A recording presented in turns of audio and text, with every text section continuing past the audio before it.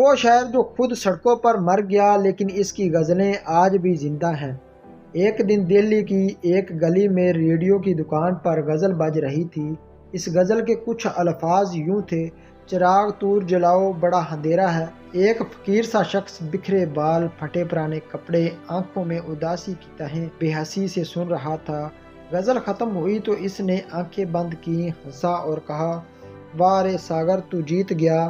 لوگ حیران ہوئے۔ کسی نے پوچھا، تمہیں کیسے معلوم یہ غزل کس کی ہے؟ وہ شخص بولا، یہ میری ہی تو ہے۔ وہ سادہ سا فقیر دراصل ساگر صدیقی تھا، اردو کا وہ عظیم شاعر جس نے کم عمری میں ایسی غزلیں لکھیں کہ بڑے بڑے استاد حیران رہ گئے۔ ان کی شاعری درد، محبت، محرومی اور جنون کا ایسا امتزاج تھی کہ ہر لفظ دل میں ترازو ہو جاتا۔ لیکن یہ زمانہ ہمیشہ فنکار کو دیر سے پہچانتا ہے۔ جب وہ زندہ ہو تو نظر انداز کر دیتا ہے اور جب مر جائے تو اس کے الفاظوں کو سینے سے لگا لیتا ہے۔ ساگر صدیقی کی زندگی بھی ایسی ہی تھی۔ وہ تقسیم ہند کے بعد لاہور آ گئے، لیکن یہاں ان کی زندگی بدترین تنزلی کا شکار ہو گئی۔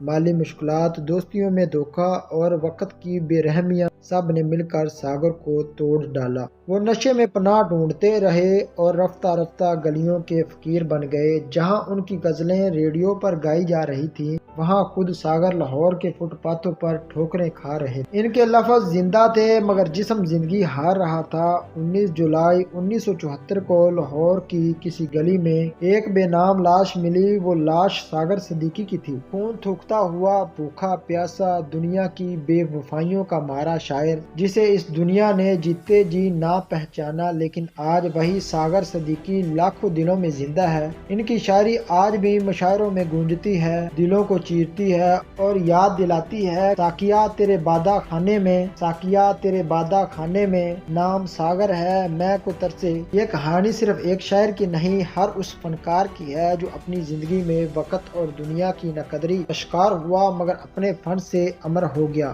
دوستو، یہ تھی ہماری مختصر سی ویڈیو ساگر صدیقی پر۔ ملتے ہیں کسی اور ویڈیو میں، تب تک کے لیے اپنا اور اپنے پیاروں کا خیال رکھیں۔ اللہ حافظ۔